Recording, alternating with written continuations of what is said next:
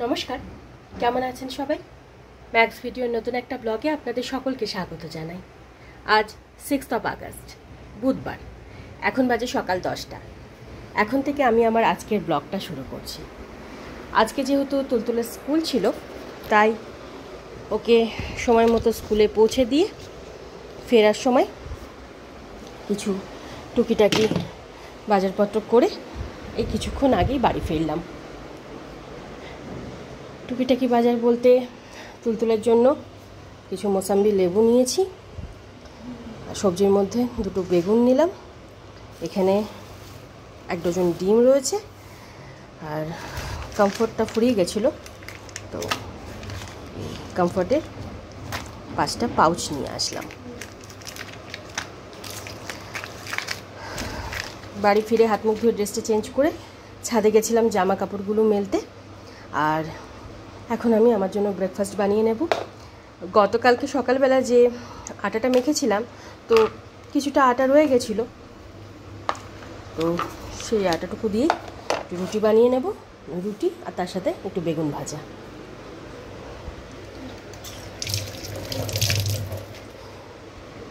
Breakfast সেরে তারপর দুপুরে রান্নাবান্না। তার আগে এই লেবু ডিম এগুলো সব জায়গা মতন গুছিয়ে রাখি।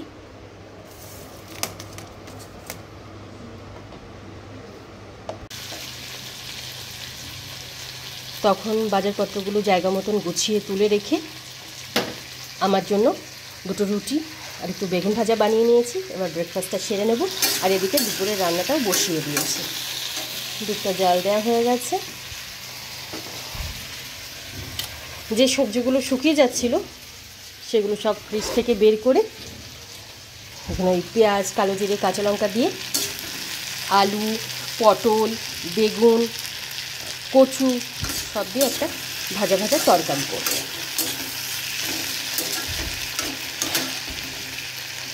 তুলতুলের জন্য আলু দিয়ে ডিমের ঝোল করব, তাই আলু আর ডিম ধুয়ে প্রেসারে দিয়ে দিয়েছি। আর এইটুকু ওল রয়েছে, ওলটাও এর মধ্যে সেদ্ধ দিয়ে দেবো।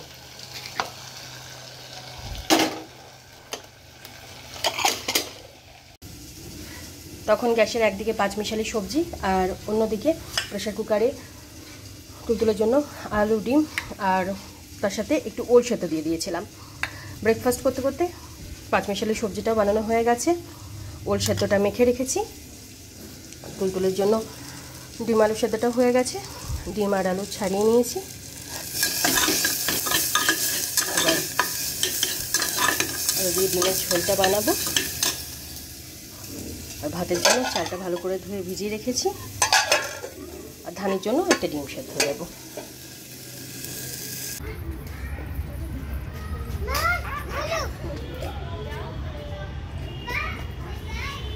চলো মামা। হ্যাঁ লেগে যাবে মা, চলে এসো এসো।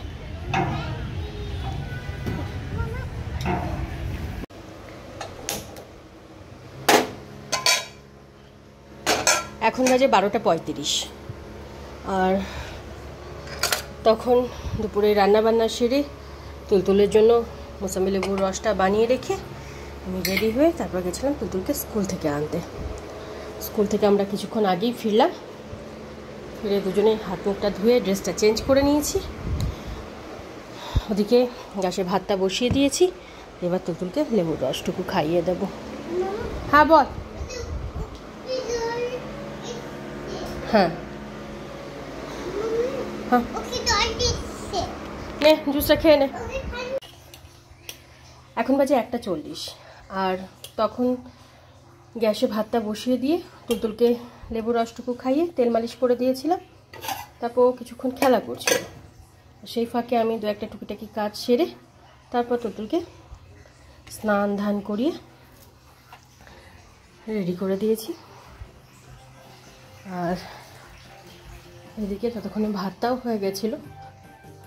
এখানে এখন তুলতুলের খাবারটা বেড়ে নিয়েছি, ভাত আর আলু দিয়ে ডিমের ঝোল।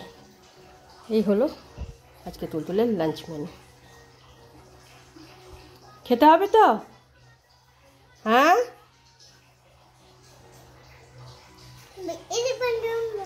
হাঁ করে দেখে, হাঁ, তখন আর কোনো কথা কানে ঢোকে না।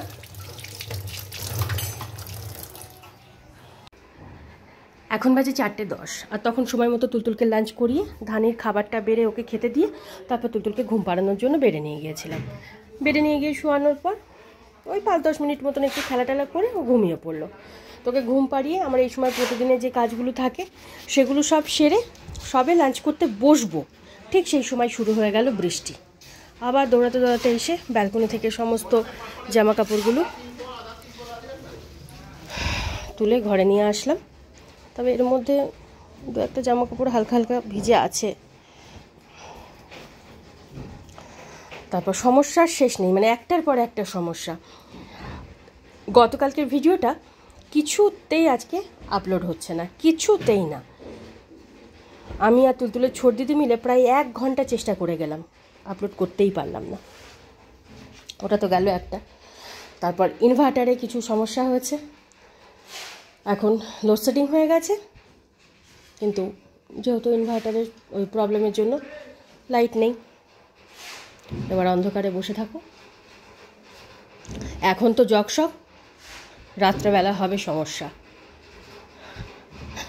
আমাকে বিকেলে কিংবা সন্ধ্যেবেলায় বেরিয়ে একটা ক্যান্ডেল কিনে আনতে হবে, তাছাড়া আর কোনো উপায় নেই। তবে একটা টর্চ আছে, সেটা চার্জে বসিয়েছি, সেটাতে কিছুটা আলো হবে। মাঝে মাঝে না এত বিরক্ত লাগে কি বলবো। এই যে ওই নেই মামার থেকে কানা মামা ভালো, এরকম পরিস্থিতি। আজকে এখনো পর্যন্ত একটা বারের জন্য উপরের ঘরে যেতে পারলাম না। কত দূর কী কাজ এগুলো দেখাই হলো না। যাই হোক, এখন আমি ঝটপট লাঞ্চটা সারি, তারপর দেখব কী করা যায়।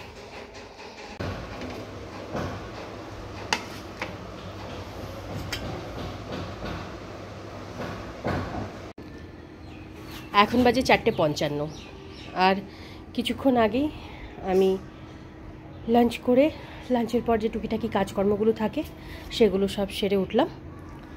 আর এখন ধানিকে নিয়ে উপরের ঘরে এসেছি। আজকে কার্পেন্টার দাদারা এই ঘরে কাজ করছে।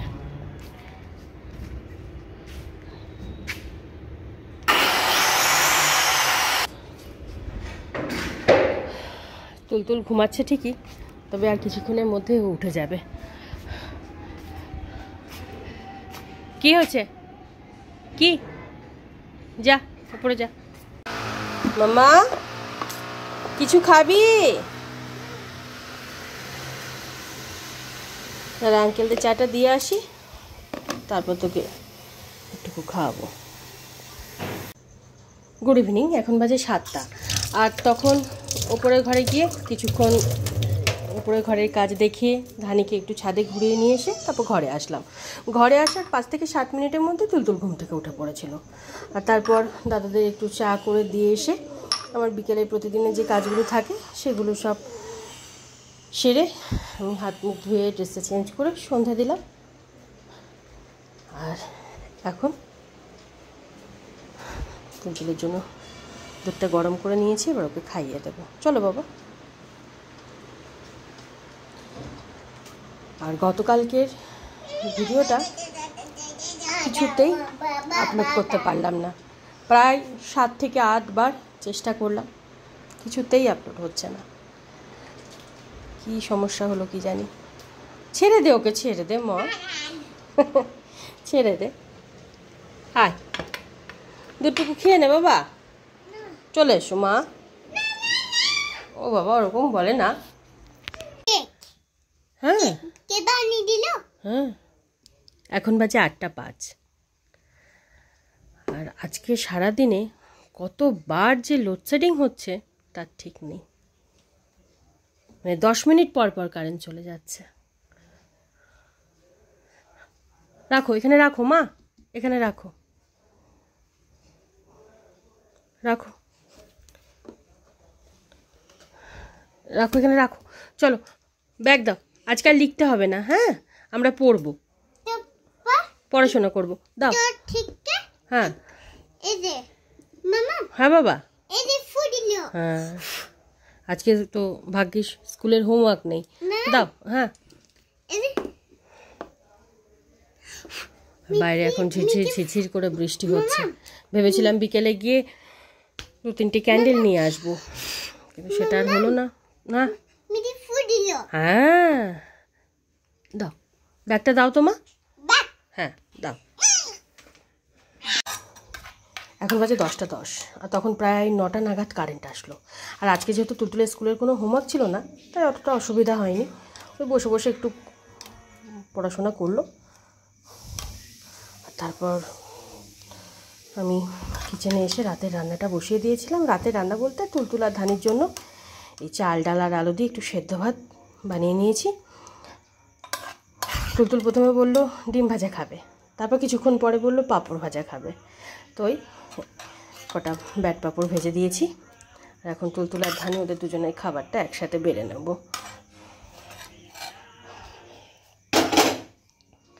এখন বাজে 12টা 15, আর তখন আমি রাতের রান্নাটা সেরে নিয়ে তুলতুল আর ধানি ওদের দুজনের খাবারটা একসাথে বেড়ে প্রতিদিনের মতন আজকেও আগে ধানিকে খেতে দিয়ে তারপর তুলতুলকে খাইয়ে দিয়েছিলাম। 10:30 10টা 35-এর মধ্যে ওদের ডিনার কমপ্লিট হয়ে গেছিলো। আর ডিনারের পর তুলতুলের প্রতিদিনের যে কাজগুলো থাকে সেগুলো সব সেরে কিছুক্ষণ টিভি দেখলো, একটু খেলা করলো, তারপর ওই 11টা নাগাদ ওকে ঘুম পাড়ানোর জন্য বেডে নিয়ে আসলাম। আর বেডে নিয়ে গিয়ে শোয়ানোর পর প্রায় আধ ঘন্টা 40 মিনিট মতন নিজে নিজেই খেলা করলো, গল্প করলো, এসব করতে করতে তারপর ঘুমালো। আর গতকালকে এই সেন্টার টেবিলের উপর যে ওই সানমাইকার ক্যাটালগ বুক দুটো রাখা ছিল, সেগুলো আজকে তুলে নিয়ে গিয়ে ওই ঘরে, মানে তুলতুল বাবা যে ঘরে অফিস চলে সেখানে ওই টেবিলটার ওপর রেখে দিয়েছি। তবে ক্যাটালগ বুকটা এতটাই ভারী ছিল, মানে এখান থেকে ওইটুকু যেতে আমার হালাত খারাপ হয়ে গেছে।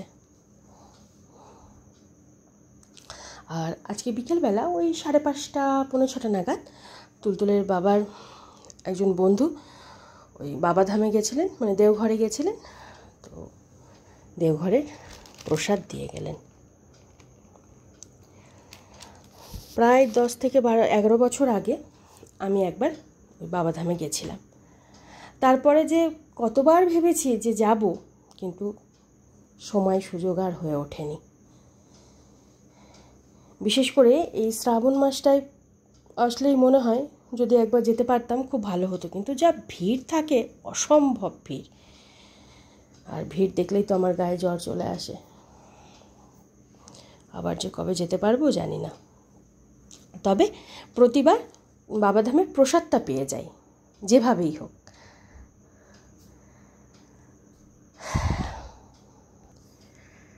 আর আজকে সকালে যখন তুলতুলকে স্কুলে পৌঁছাতে গেছিলাম, তখন দেখলাম প্রায় 10-12 জন বাচ্চা ওই রাধা কৃষ্ণ এসব সেজে গেছে, মানে ভালো ড্রেস আপ করে গেছে।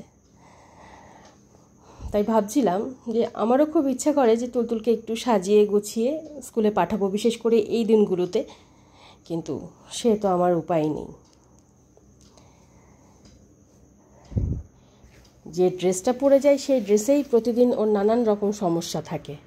এখানে উঁচু হয়ে গেছে, এটা কেমন টাইট হয়ে গেছে, এটা কেমন, এই করতে থাকে। আর তারপরে যদি ওরকম সেজে গুজে যায় তাহলে তো প্রশ্নই নেই, এমন কান্নাকাটি শুরু করে দেবে, তখন দেখা যাবে স্কুলেই যাওয়া হলো না। একদম সাজতে পছন্দ করে না তুলতুল। এত ক্লিপ, রাবার ব্যান্ড, কত কিছু আছে, ভাবি মাঝে মাঝে একটু ঠিকঠাক চুল বেঁধে দেবো না, তার উপায় নেই। তো আজকে যখন ওই বাচ্চাগুলোকে দেখছিলাম খুব ভালো লাগছিল, কি সুন্দর সেজে গুজে গেছে।